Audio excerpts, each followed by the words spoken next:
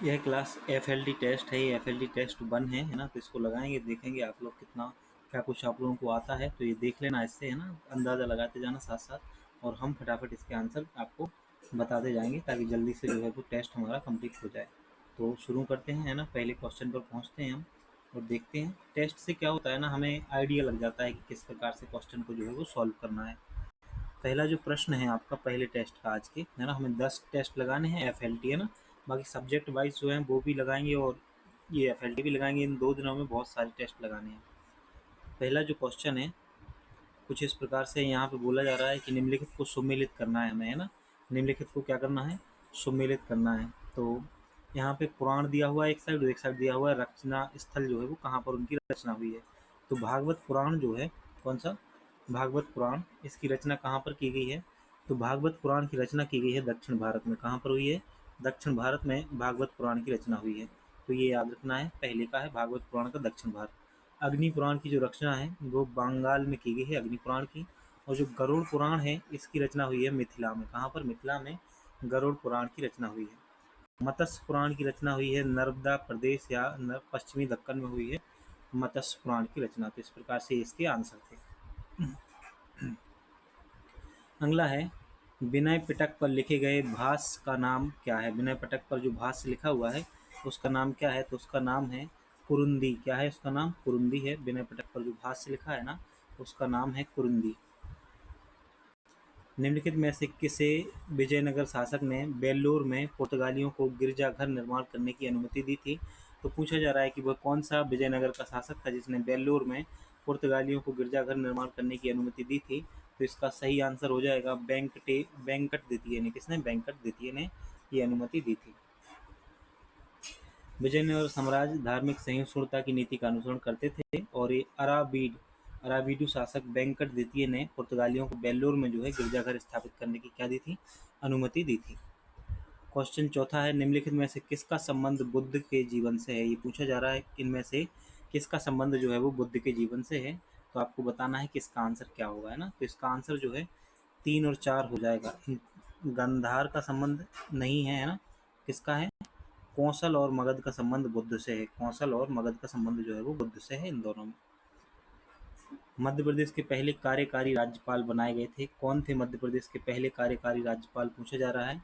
तो PV दीक्षित जो हैं, PV दीक्षित मध्य प्रदेश के पहले कार्यकारी राज्यपाल बनाए गए थे। अगला क्वेश्चन है, होम स्टे पोर्टल का संबंध है। होम स्टे पोर्टल का संबंध किससे है। तो होम स्टे पोर्टल का संबंध है पर्यटन सुविधाओं को बढ़ावा देने के लिए होम स्टे पोर्टल बनाया गया है। होम स्टे पोर्टल पर्यटन सुविधाओं को बढ़ावा देने के लिए बनाया गया है। क्वेश्चन नंबर 7 है, बेजाबाई सिंधिया के संदर्भ में असत्य कथन बताना है कि इनमें से जो है कौन सा कथन असत्य है ना। तो बेजाबाई सिंधिया के बारे में, वह जनकोजी राव सर की संरक्षक एवं दौलत राव सिंधिया की पत्नी थी, है। तो सही कथन है बेजाबाई के बारे में। 1857 की क्रांति में रानी लक्ष्मीबाई एवं तात्या टोपे का साथ दिया था बेजाबाई सिंधिया ने। तो यह भी सत्य है। मुक्ता पद्धति पर रोक लगाई थी, यह भी सत्य है। लेकिन यह अस्साय के युद्ध में, है ना, आर्थर बेलेजली से पराजित हुई थी, ये असत्य है ना, ऐसा नहीं हुआ था। इन्होंने आर्थर बेलेजली को पराजित किया था बेजाबाई सिंधिया ने। ये महत्वपूर्ण नाम है बेजाबाई सिंधिया। इन्होंने देखो तात्या टोपे और रानी लक्ष्मीबाई की सहायता भी की थी, है ना। तो इसको भी याद रखना है। क्वेश्चन नंबर 8 है, निम्नलिखित में से कौन स्वतंत्रता सेनानी कित्तूर की रानी चेन्नम्मा का साथी था, है ना। इनमें से कौन सा साथी था ये पूछा जा रहा है। तो सीधा सा साथी था ये पूछा जा रहा है। तो इनमें से ऑप्शन हो जाएगा रायन्ना। कौन था, रायन्ना जो है ये साथी थी। राष्ट्रीय आपदा प्रबंधन प्राधिकरण की अध्यक्षता किसके द्वारा की जाती है, ये पूछा जा रहा है कि जो राष्ट्रीय आपदा प्रबंधन प्राधिकरण है इसकी अध्यक्षता स्वयं प्रधानमंत्री करते हैं। पट्टचित्र के विषय में निम्नलिखित में से कौन सा कथन सही है। पट्टचित्र के बारे में कौन सा कथन सही है बताना है। तो इसका जो सही है यह उड़ीसा की चित्रकला है। कहाँ की है, उड़ीसा की चित्रकला शैली है पट्टचित्र, है ना। पट्टचित्र कहाँ की है, उड़ीसा की है। हाल ही में चर्चित कच्चा थिबू द्वीप किन दो देशों के बीच है। कच्चा तीबू, है ना।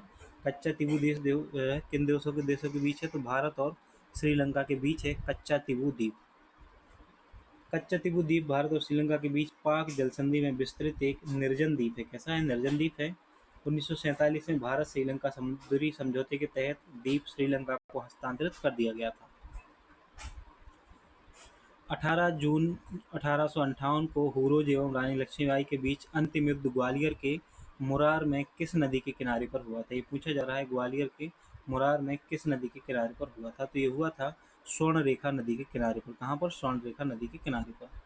लाल पीली मिट्टी का पीएच मान पूछा जा रहा है कि लाल पीली मिट्टी का जो पीएच मान है वो क्या होता है? तो लाल पीली मिट्टी का जो पीएच मान है 5.5 से 8.5 होता है लाल पीली मिट्टी का पीएच मान।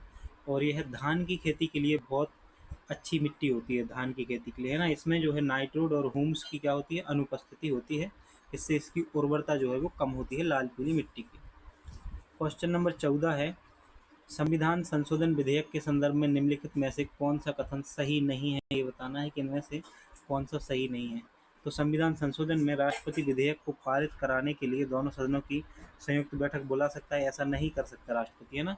संयुक्त बैठक नहीं बुलाई जा सकती संविधान संशोधन के मामले में। तो सही नहीं है पूछा था, इस प्रकार से ये पहला ही आंसर हो जाएगा। बाकी के और पढ़ लेते हैं इनको। विधेयक को प्रत्येक सदन द्वारा विहित विशेष बहुमत से अलग अलग पारित किया जाना आवश्यक होता है। संविधान संशोधन जो होता है उसको अलग अलग विहित और पारित किया जाना होता है, तो ये सही है। विधेयक को संसद के किसी भी सदन में पुनर्स्थापित किया जाता है, ये भी सही है। और विधेयक को गैर सरकारी सदस्य द्वारा भी प्रायोजित किया जा सकता है, यह भी सही है संविधान संशोधन के मामले में। क्वेश्चन नंबर 15 है, हमें इसमें सूची 1 से सूची 2 को जो है वो मिलान कराना है। सूची 1 से सूची 2 को मिलाना है, तो देखेंगे आप, है ना, ध्यान से सुनेंगे। अपवाह प्रतिरूप पेड़ की शाखाओं के अनुरूप जो होता है उसे हम क्या कहते हैं? उसको कहते हैं वृक्षाकार प्रतिरूप। क्या बोलते हैं? वृक्षाकार प्रतिरूप बोलते हैं। तो पहले का हो जाएगा दूसरा, ए का हो जाएगा 2, है ना, वृक्षाकार प्रतिरूप। जब नदी पर्वत से निकलकर सभी दिशाओं में बहती है तो उसको आर्य प्रतिरूप कहते हैं। क्या कहते हैं? आर्य प्रतिरूप कहते हैं। तो ये हो जाएगा तीसरा। जब मुख्य नदियां एक दूसरे के समानांतर एवं सहायक नदियां समकोण पर उन्हें काटती हैं तो उसको बोलते हैं हम जालीनुमा प्रतिरूप। क्या बोलते हैं? तीसरे का हो जाएगा जालीनुमा प्रतिरूप। और चौथा है, जब सभी दिशाओं से नदियां बहकर किसी झील या गर्त में विसर्जित होती हैं तो उसे हम बोलते हैं अभिकेंद्रित प्रतिरूप। कैसा? अभिकेंद्रीय प्रतिरूप बोला जाता है उसको। क्वेश्चन नंबर 16 है,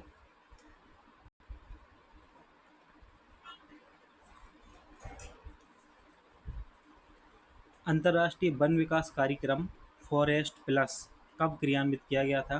तो ये किया गया था क्रियान्वित 2012 में। कब किया गया था क्रियान्वित? 2012 में जो है वो क्रियान्वित किया गया था। अगला है, देखो क्या है, इसे ये जो फॉरेस्ट प्लस है ना, इसको संयुक्त राष्ट्र एजेंसी द्वारा होशंगाबाद वनमंडल, हरदा वनमंडल, सतपुड़ा राष्ट्रीय उद्यान में 2012 में फॉरेस्ट प्लस कार्यक्रम का जो क्रियान्वयन किया गया था, ना, ये अंतर्राष्ट्रीय वन विकास कार्यक्रम है। किसका है? संयुक्त राष्ट्र एजेंसी का है 2012 में। तुमकुर नामक स्थान पर भारतीय भौगोलिक सर्वेक्षण ने सोने के भंडार का पता लगाया है। तुमकुर किस राज्य में है? बताना है तुमकुर जो है वो किस राज्य में है। तो ये कर्नाटक में है। कहाँ पर है? कर्नाटक में है तुमकुर। अगले क्वेश्चन पर आते हैं।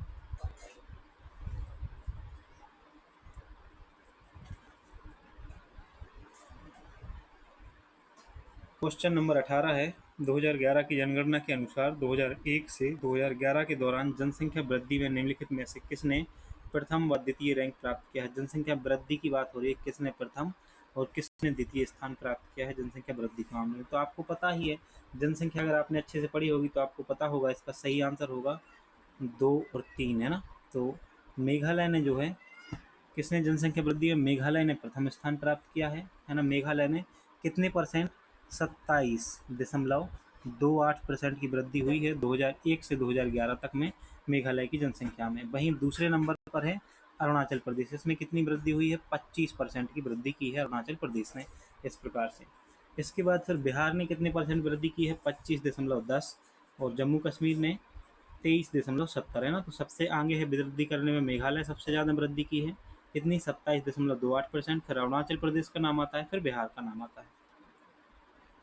देश में सर्वप्रथम कृषि आर्थिक सर्वेक्षण किसने जारी किया था? ये पूछा जा रहा है कि वो कौन सा राज्य है जिसने देश में सर्वप्रथम कृषि आर्थिक सर्वेक्षण जारी किया था। तो ऐसा करने वाला राज्य है मध्य प्रदेश। कौन है? Madhya Pradesh. Fortran, ALGOL, pascal आदि भाषाओं को सीखने के लिए नींव का पत्थर किसे कहा जाता है? तो इनमें से कौन सी भाषा है जिससे हम फोर्ट्रॉन, एल्गोल और पास्कल जैसी भाषाओं को सीख सकते हैं तो वो है नींव का पत्थर कही जाती है बेसिक। किसे कहा जाता है? बेसिक। सीमा सुरक्षा बल की पहली महिला स्नाइपर कौन बनी है? सीमा सुरक्षा बल जो है उसकी पहली महिला स्नाइपर कौन बनी है? तो वो बनी है सुमन कुमारी। कौन बनी है? सुमन कुमारी बनी है। किस लोकप्रिय त्योहार को ढोल यात्रा के नाम से जाना जाता है? तो वो कौन सा त्योहार है जिसे ढोल यात्रा के नाम से जाना जाता है? तो उसे जाना जाता है होली को जाना जाता है ढोल यात्रा के नाम से। किसको? होली को जाना जाता है। दस्तार को अन्य किस नाम से जाना जाता है? दस्तार को अन्य किस नाम से जाना जाता है? तो दस्तार को पगड़ी के नाम से जाना जाता है। दस्तार को। दस्तार जैसे पगड़ी के रूप में जाना जाता है, यह आस्था के प्रतीक, वीरता, सम्मान और अध्यात्म जैसे मूल्यों का प्रतिनिधित्व करती है। दस्तार क्या है? पगड़ी है। भारत में राष्ट्रीय खाद्य सुरक्षा मिशन कब से प्रभावित? देखो यहाँ अधिनियम की बात नहीं हो रही है ना, इसको ध्यान रखना है विशेष रूप से, मिशन की बात हो रही है ना। तो ये हुआ था 2007-8 में, है ना। कब? 2007-8 में रबी की फसल से स्टार्ट हुआ था राष्ट्रीय खाद्य सुरक्षा मिशन। 2007-8 याद रखना है। और कब से? खरीफ रबी की फसल से। क्वेश्चन नंबर 25 है, राष्ट्रीय साइबर अपराध रिपोर्टिंग पोर्टल की शुरुआत कब हुई? राष्ट्रीय साइबर अपराध रिपोर्टिंग पोर्टल की शुरुआत कब हुई? तो ये हुई थी 30 अगस्त 2019 को। कब हुई? 30 अगस्त 2019 को राष्ट्रीय साइबर अपराध रिपोर्टिंग पोर्टल की शुरुआत हुई थी। भारत में कुल चक्रवात प्रवण क्षेत्र है, तो भारत में कुल चक्रवात प्रवण क्षेत्र कितने प्रतिशत है ये हमें बताना है। तो इसका सही आंसर हो जाएगा 8%। कितना है? 8% कुल चक्रवात प्रवण क्षेत्र है। भारत का पूर्वी तट, बंगाल की खाड़ी और पश्चिमी तट अरब सागर दोनों चक्रवात से प्रभावित हैं। और भारत में सर्वाधिक चक्रवात से प्रभावित राज्य जो है वो उड़ीसा है। कौन सा है? उड़ीसा है। यह भी आपको याद रखना है। हाल ही में खबरों में रहा रेगुलेटरी सैंडबॉक्स क्या है? ये बताना है कि हाल ही में जो खबरों में रहा है रेगुलेटरी सैंडबॉक्स ये क्या है? तो ये नए कम लागत वाले वित्तीय उत्पादों का लाइव परीक्षण है। रेगुलेटरी सैंडबॉक्स, है ना। देखो रिजर्व बैंक ने हाल ही में नियामक सैंडबॉक्स दिशा निर्देश को संशोधित किया है, ये उन्हीं से संबंधित है। क्वेश्चन नंबर 28 है, हाल ही में किस स्थान पर डीएसटी और टी हब ने संयुक्त रूप से मशीन लर्निंग और artificial intelligence technology hub math का उद्घाटन किया है? तो किस स्थान पर किया गया है? ये हैदराबाद में किया गया है। कहाँ पर? हैदराबाद में किया गया है। प्रकाश संश्लेषण निष्पादित करने की क्षमता वाले पादप निम्नलिखित में से किस एक जीव प्रकार के अंतर्गत आते हैं जो प्रकाश संश्लेषण निष्पादित करने की क्षमता रखते हैं? तो ये आते हैं ऑटोट्रॉफ में। किसमें आते हैं? ऑटोट्रॉफ में। दीपक, दीपक नहीं दीपम, दीपम एक विभाग है। किसके अंतर्गत? दीपक एक विभाग है। ये किसके? वित्त मंत्रालय के अंतर्गत आता है। दीपम एक विभाग वित्त मंत्रालय के अंतर्गत है। यूनिस न्यूटन फूटे का संबंध किससे है? यूनिस न्यूटन फूटे का संबंध किससे है? तो ये एक अमेरिकी वैज्ञानिक है और इनका संबंध जो है ग्रीन हाउस प्रभाव से है। किससे है? ग्रीन हाउस प्रभाव से है इनका संबंध। क्वेश्चन नंबर 32, प्रवाल भित्तियों के संरक्षण के लिए भारत सरकार ने निम्नलिखित में से एक समुद्री पार्क किसे घोषित किया है? तो वह कौन सा घोषित किया है? कच्छ की खाड़ी को जो है प्रवाल भित्तियों के संरक्षण के लिए समुद्री पार्क घोषित किया है। राष्ट्रीय बीज अनुसंधान व प्रशिक्षण केंद्र किस स्थान पर है? पूछा जा रहा है कि राष्ट्रीय, तो ये वाराणसी में है। कहाँ पर है? राष्ट्रीय बीज अनुसंधान और प्रशिक्षण केंद्र वाराणसी में है। एमएस वर्ड में फॉन्ट मेनू बॉक्स खोलने के लिए किस शॉर्टकट कुंजी का प्रयोग किया जाता है? देखो एमएस वर्ड में जो है वो एमएस वर्ड में फॉन्ट मेनू बॉक्स खोलने के लिए जो शॉर्ट कुंजी है वो है Ctrl+D। क्या है? Ctrl+D है। भारतीय आयुर्विज्ञान अनुसंधान परिषद आईसीएमआर को वित्तीय सहायता कहाँ से प्राप्त होती है? पूछा जा रहा है कि कहाँ से जो है वो वित्तीय सहायता दी जाती है। तो ये मिलती है स्वास्थ्य एवं परिवार कल्याण मंत्रालय से। भारतीय आयुर्विज्ञान परिषद को जो है वो वित्तीय सहायता मिलती है। अगला क्वेश्चन है, किस अंतर्राष्ट्रीय संगठन ने चंद्रयान-3 के विक्रम लैंडर को उतरने वाले स्थान के लिए शिव शक्ति स्टेशन नाम को मंजूरी दी है? किस अंतर्राष्ट्रीय संगठन ने? तो इसका सही आंसर हो जाएगा अंतर्राष्ट्रीय खगोलीय संघ ने। किसने? अंतर्राष्ट्रीय खगोलीय संघ ने एक अनुमति दी है। मध्य प्रदेश एक जिला एक उत्पाद में हल्दी उत्पाद के लिए किस जिले को चुना गया है? हल्दी की बात हो रही है, हल्दी के लिए किसे चुना गया है? तो हल्दी के लिए शहडोल को चुना गया है। इनको हमने करंट अफेयर्स की क्लास में बहुत अच्छे से एक उत्पाद एक जिला में सभी जिलों को देखा है। आप जाके जो लास्ट मैराथन आई है ना करंट अफेयर्स की उसको देख सकते हो, उसमें ये टॉपिक है।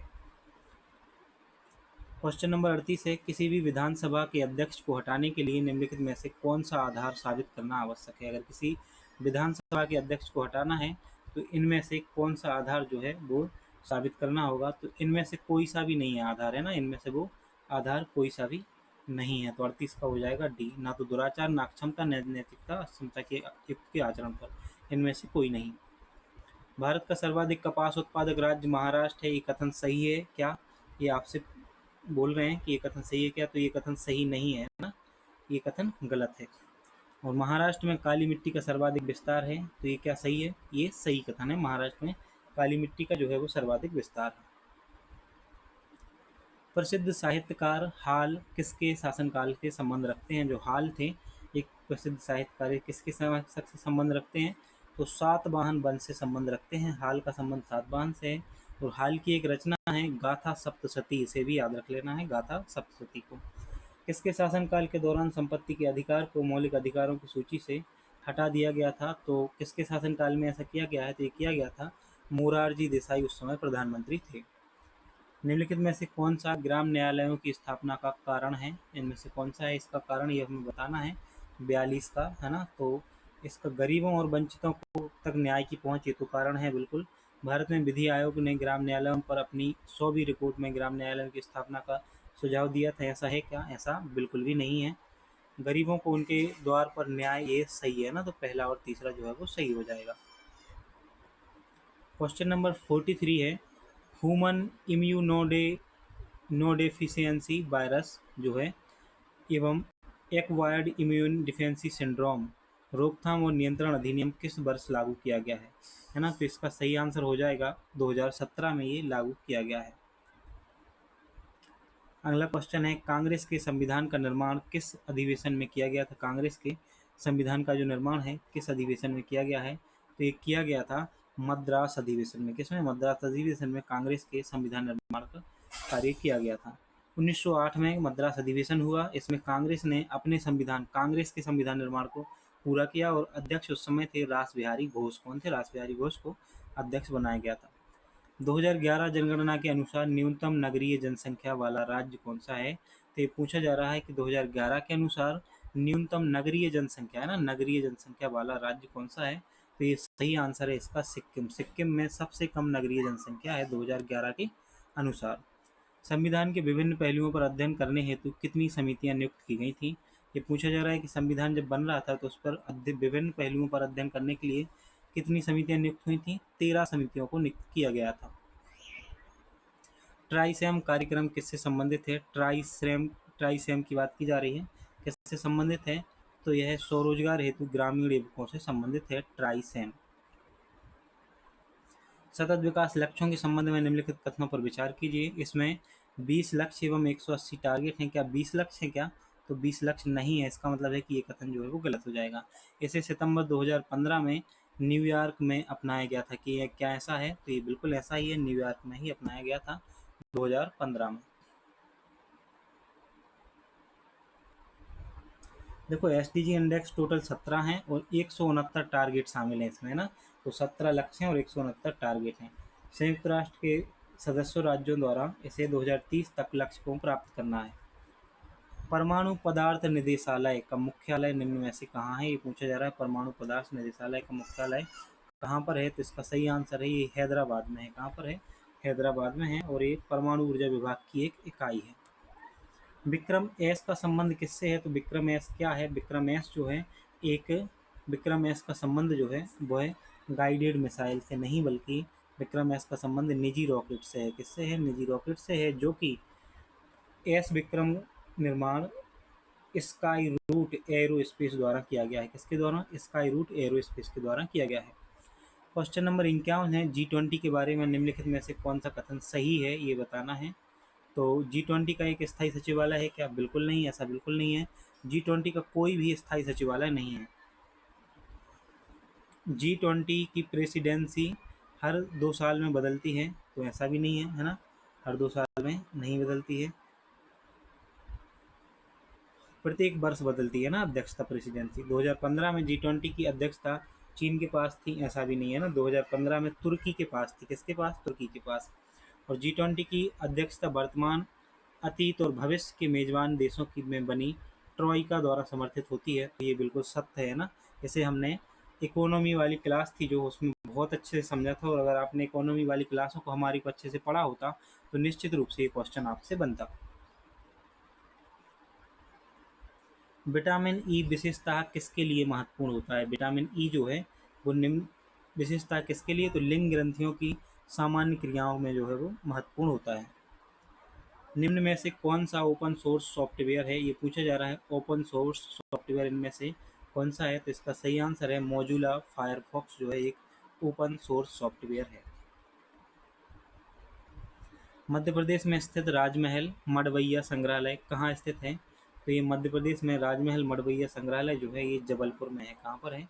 जबलपुर में है राजमहल मड़वैया संग्रहालय। यशोवर्धन संग्रहालय पूछा जाए अगर, तो मंदसौर लगा के आना यशोवर्धन। और अगर जहांगीर महल संग्रहालय पूछा जाए तो ये ओरछा में है जहांगीर महल संग्रहालय। क्वेश्चन नंबर 55 जो है, निम्न में से किस शिल्प का संबंध बालाघाट से है? तो आपको पता ही होगा कि बालाघाट से जो संबंध रखता है वो है मैंगलोर टाइल्स। क्या है? मैंगलोर टाइल्स का संबंध बालाघाट से है, मैंगलोर टाइल्स का संबंध। और मुरैना किससे संबंधित है? याद है कि आपको काष्ठ शिल्प से। और उज्जैन भैरवगढ़ प्रिंट से संबंधित है, उज्जैन। कंप्यूटर विज्ञान में डीओएम का पूर्ण रूप क्या होता है? डॉम का जो पूर्ण रूप क्या होता है, तो ये आपको बताना है कि डॉम का पूर्ण रूप क्या होता है कंप्यूटर विज्ञान में। तो डॉम का जो पूर्ण रूप होता है वो होता है डॉक्यूमेंट ऑब्जेक्ट मॉडल। क्या होता है? डॉक्यूमेंट ऑब्जेक्ट मॉडल होता है डॉम का full form, document object model. IT अधिनियम 2020 में कितनी अनुसूचियां हैं? आईटी अधिनियम जो 2020 है इसमें कितनी अनुसूचियां हैं? तो इसमें टोटल 4 अनुसूचियां हैं। कितनी हैं? 4 अनुसूचियां हैं। तो ये याद रखना है आपको। अगला क्वेश्चन है, सिकल सेल एनीमिया के संबंध में निम्नलिखित कथनों पर विचार करें।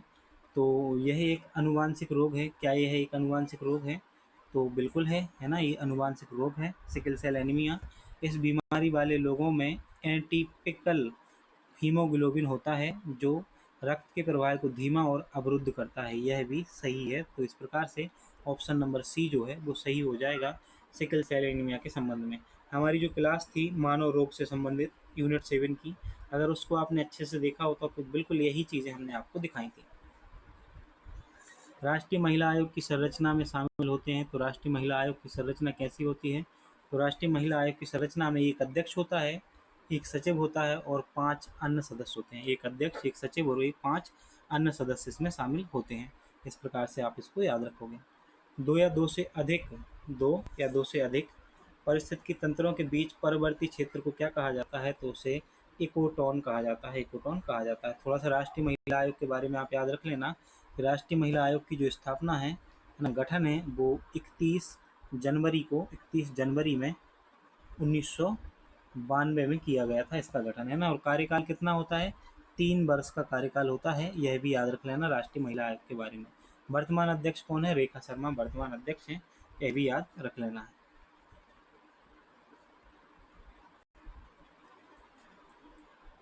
एक योजना है महिला सम्मान बचत प्रमाण पत्र योजना, है ना, इसके बारे में क्वेश्चन पूछ।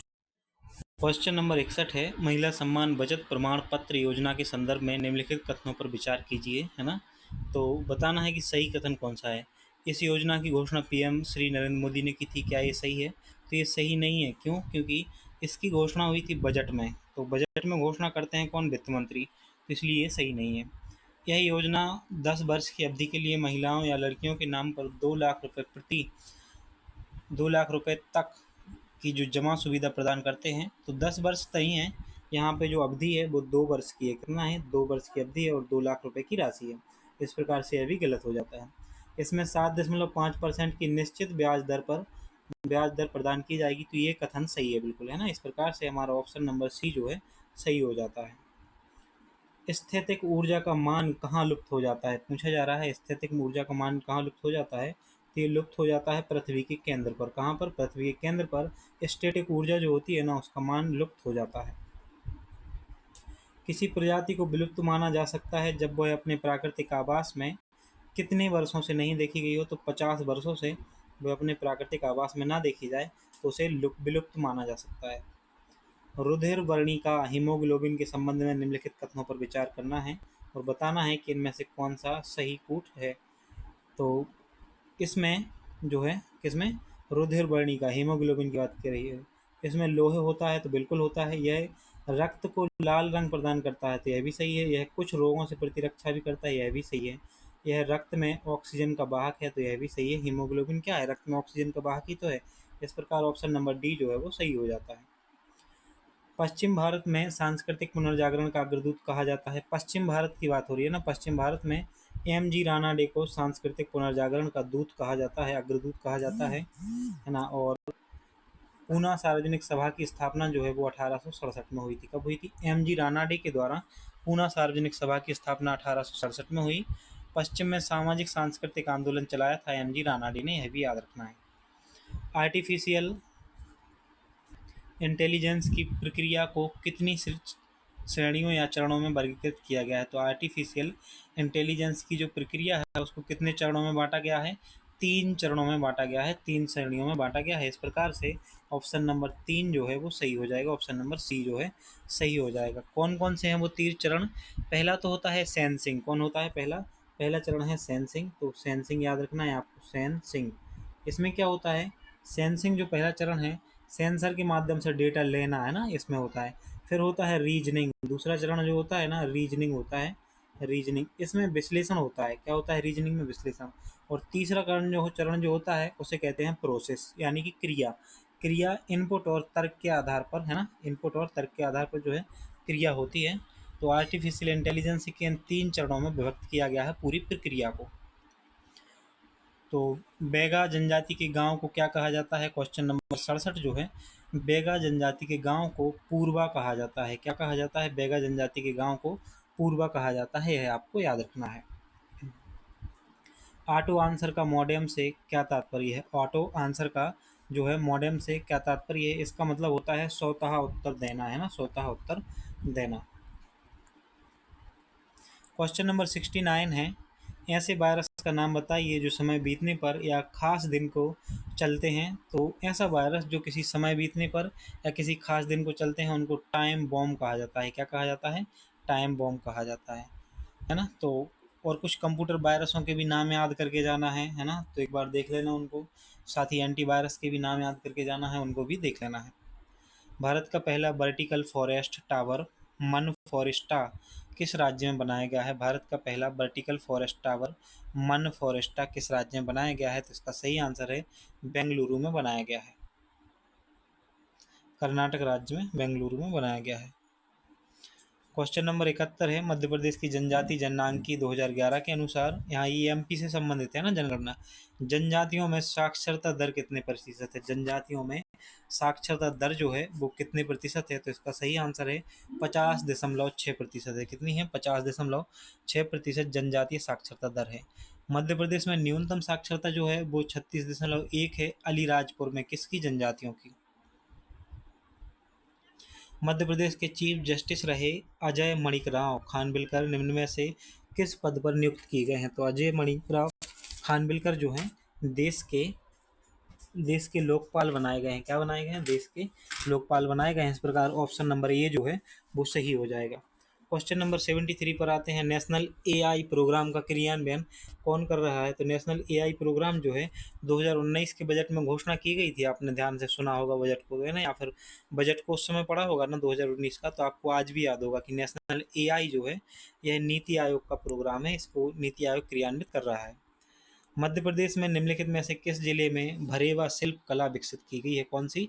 भरेवा शिल्प कला विकसित की गई है निम्नलिखित में से किस राज्य में? तो ये किस जिले में मध्य प्रदेश के? तो ये बैतूल की है भरेवा शिल्प कला। कहाँ की है? बैतूल से संबंध रखती है भरेवा शिल्प कला।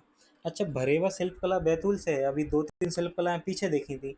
बाघ प्रिंट का संबंध किस जिले से है, आप कमेंट में बताएंगे। साथ ही कढ़ाई शिल्प का संबंध मैं बता देता हूँ कि राजगढ़ से है, और भरेवा शिल्प कला का तो हम इस क्वेश्चन में देख ही चुके हैं कि बैतूल से है। क्वेश्चन नंबर 75 है, मध्य प्रदेश में ग्वालियर में स्थित सास बहू का मंदिर किसने बनवाया था? ये पूछा जा रहा है। तो ये तो आपको पता होना चाहिए कि सास बहू का मंदिर किसने बनवाया था। तो इसका सही आंसर हो जाएगा ऑप्शन नंबर डी, राजा महिपाल ने सास बहू का जो मंदिर है इसे बनवाया था राजा महिपाल ने। कच्छप घात वंश के राजा थे, है ना, महिपाल। यह मंदिर जो है ग्वालियर में है, 1093 में निर्माण हुआ था और यह विष्णु के पद्मनाभ रूप को दर्शाता है। परमाणु ऊर्जा का नियामक बोर्ड के अध्यक्ष दिनेश कुमार शुक्ला का संबंध मध्य प्रदेश के किस जिले से है? तो इनका संबंध जो है जबलपुर से है। अगला क्वेश्चन है, मध्य प्रदेश में वर्तमान मध्य प्रदेश में के लोक स्वास्थ्य एवं परिवार कल्याण मंत्री कौन है? इस क्वेश्चन को पूछा जा सकता है वो नहीं भी पूछा जा सकता, दोनों। तो कौन है वर्तमान में लोक स्वास्थ्य एवं परिवार कल्याण मंत्रालय मंत्री? राजेंद्र शुक्ला है ना, क्योंकि ऐसे सीधे क्वेश्चन आए तो नहीं है एमपीपीएससी में, लेकिन अगर आ भी सकता है ऐसा क्वेश्चन, इसलिए इन्होंने डाला है, संभावना होती है, नया नया मंत्रिमंडल बना है तो। आबचंद की गुफाएं स्थित हैं, आबचंद की गुफाएं किस जिले में स्थित हैं ये बताना है। आबचंद की गुफाएं सागर से 70 किलोमीटर दूर स्थित हैं, सागर जिले में है ना। दामोदर मिश्र भास्कर भट्ट किस राजा के दरबारी कवि थे? दामोदर मिश्र और भास्कर भट्ट जो हैं वो किस राजा के दरबारी कवि थे? तो ये थे राजा भोज के दरबारी कवि। किसके? राजा भोज के। राजा भोज स्वयं एक कवि थे, है ना, यह याद रखना है। भास्कर भट्ट को विद्यापति की उपाधि राजा भोज ने प्रदान की और दामोदर मिश्र की रचना है हनुमान नाटक। कौन सी है? हनुमान नाटक दामोदर मिश्र की रचना है, याद रखना है। अगला क्वेश्चन है 80, निम्नलिखित कौन सा साहित्य का स्रोत बताता है कि चंद्रगुप्त मौर्य ने नंदों को उखाड़ फेंकने हेतु चाणक्य की सहायता प्राप्त की थी? तो ये पता चलता है हमें मुद्रा राक्षस से। किससे? मुद्रा राक्षस से जो है ये हमें जानकारी मिलती है। मुद्रा राक्षस किसकी रचना है? विशाखा दत्त की रचना है। एक तो ये याद रखना है। किस भाषा में रची गई है? संस्कृत में लिखी गई है, यह भी याद रखना है आपको, है ना। ठीक है। पादपों द्वारा आयरन का अवशोषण निम्नलिखित में से किस रूप में होता है? तो पादपों द्वारा आयरन का जो अवशोषण है वो फेरिक रूप में होता है।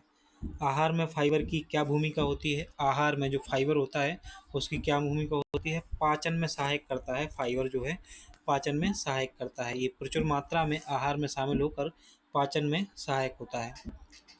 क्वेश्चन नंबर 83 है, हिरण्यस्तूप का शब्द, हिरण्यस्तूप शब्द का उल्लेख सर्वप्रथम कहाँ मिलता है? हिरण्यस्तूप, तो इसका उल्लेख मिलता है ऋग्वेद में। कहाँ पर मिलता है? ऋग्वेद में हिरण्यस्तूप शब्द का उल्लेख मिलता है। ऋग्वेद में हिरण्यस्तूप शब्द का उल्लेख मिलता है।